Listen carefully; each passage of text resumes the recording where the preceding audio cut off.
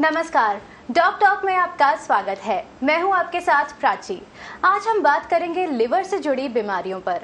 Liver शरीर की बहुत सी एक्टिविटीज को कंट्रोल करता है। लिवर खराब होने पर शरीर की काम करने की क्षमता ना के बराबर हो जाती है और लिवर डैमेज का सही समय पर इलाज ना कराए तो गंभीर समस्या बन सकती है और सर्जरी कराने तक की नौबत आ सकती है। यहाँ ये बताना बहुत ज़रूरी है कि राजस्थान में लिवर फेलियर के मरीजों के लिए एक उम्मीद जागी है, क्योंकि हाल ही में एसएमएस के डॉक्टर्स ने अपना पहला लिवर ट्रांसप्लांट सक्सेसफुली पूरा किया है। आज डॉक टॉक में बात करेंगे लिवर से जुड़ी बीमारियों पर और लिवर ट्रांसप्लांटेशन पर, और जानेंगे इससे जुड़ी हर छोटी बड़ी बात जो आपके लिए जानना ज़रूरी है अगर आपके परिवार में भी कोई लिवर की बीमारियों से परेशान है तो। सबसे पहले हमारे साथ जुड़े हैं आयुर्वेद से डॉक्टर दीपक भंडारी। डॉक्टर, बहुत स्वागत है आपका। नमस्कार मैम। डॉक्टर, सबसे पहले मैं आपसे जानना चाहूंगी कि लिवर की खराबी के शुरुआती लक्षण क्या हैं? अलग अलग जगह पर लीवर के लिए शुरुआती लक्षणों को अच्छे से एक्सप्लेन किया गया है, जिसमें सबसे पहले बताया गया है कामला रोग के बारे में, जिसमें मरीज को सबसे पहले भूख में कमी होना, जिसे अरुचि कहा गया है। पेट के दाहिने ऊपरी हिस्से में, जिसे राइट हाइपोकोंड्रिक रीजन बोलते हैं, उसमें पेन की अनुभूति होना, दर्द की अनुभूति होना जी। पेट में जलन, खट्टी डकारें महसूस होना या पेट में खाना नहीं पचने की शिकायत पेशेंट को हो सकती है जी। डॉक्टर, आयुर्वेद में जांच कैसे की जाती है लिवर की बीमारियों की? आयुर्वेद के अंदर हम लोग दर्शन स्पर्शन के माध्यम से पेशेंट को अवलोकन करके उसकी आंखों का कलर कैसा है, उसकी स्किन का कलर कैसा है, उसके चेहरे का ओज, जो चेहरे की बेसिक चमक होती है, उसको हम जांच करके उसके बारे में पता करते हैं जी। पेशेंट जब आता है तो उसके चेहरे पे आपको डलनेस दिखेगी, वो थका हुआ सा महसूस होगा। इन माध्यमों से हम आयुर्वेद के अंदर पेशेंट की जांच करते हैं। उसके बाद में पेशेंट की, जो मरीज है, उसके मल और मूत्र की चिकित्सा के बारे में आयुर्वेद में बहुत विस्तृत उल्लेख किया गया है, तो वहाँ पर हम उसके पेशेंट के मल और मूत्र की जांच करवा कर भी जांच करवा सकते हैं जी। डॉक्टर, अगर जांच हो गई है और ये पता चल गया है कि लिवर के अंदर कुछ ना कुछ प्रॉब्लम थोड़ी बहुत आ चुकी है, तो किस तरह से बचाव किया जाता है कि बीमारी और ज़्यादा ना बढ़े?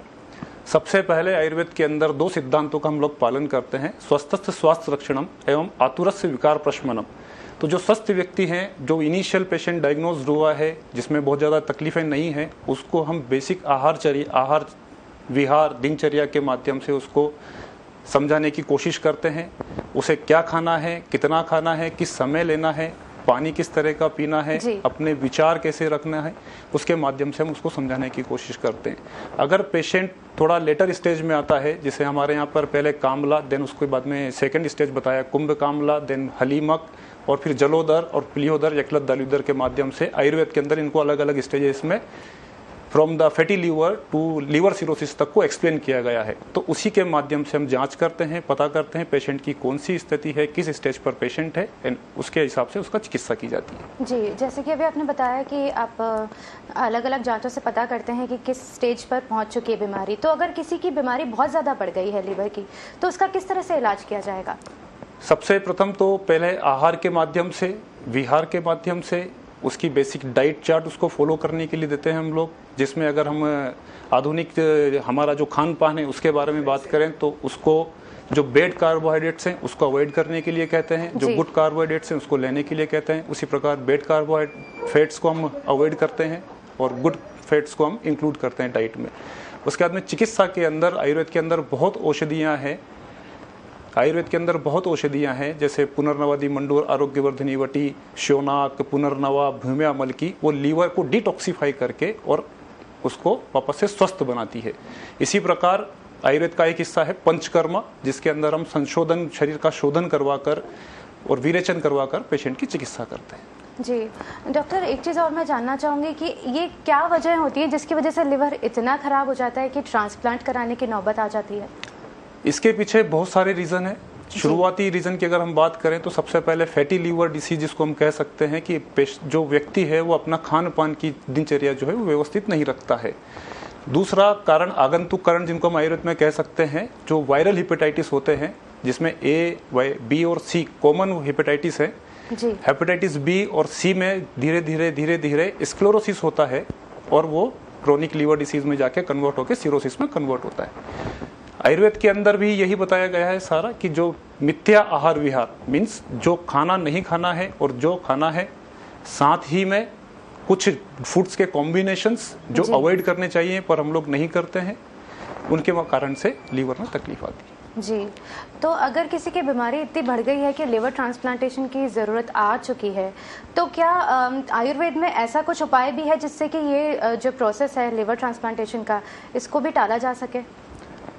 अगर पेशेंट में संयम है, वो पूरे पथ्य अपथ्य का पालन कर सके, पथ्य से मीन्स क्या खाना है और क्या अपथ्य मीन्स क्या नहीं खाना है, अगर उसका पालन करता है और एक सम्यक चिकित्सक के साथ में सम्यक चिकित्सा प्राप्त करता है, तो बिल्कुल आयुर्वेद के अंदर इलाज संभव है। डॉक्टर, एक चीज़ मैं और जानना चाहूँगी कि अगर ट्रांसप्लांटेशन किसी का हो भी गया है, तो किस तरह से उसको क्या क्या चीज़ों के अंदर सावधानियाँ बरतनी चाहिए, किस तरह से उसका प्रोसेस बाद का होना चाहिए?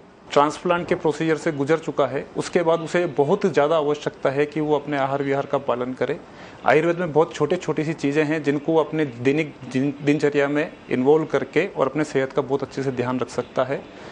जी, डॉक्टर, आपने अभी डिटॉक्सिफिकेशन की बात कही थी, जो पंचकर्मा से आप बताते हैं, तो लिवर के अंदर किस तरह से पंचकर्मा किस तरह से हेल्पफुल रहता है?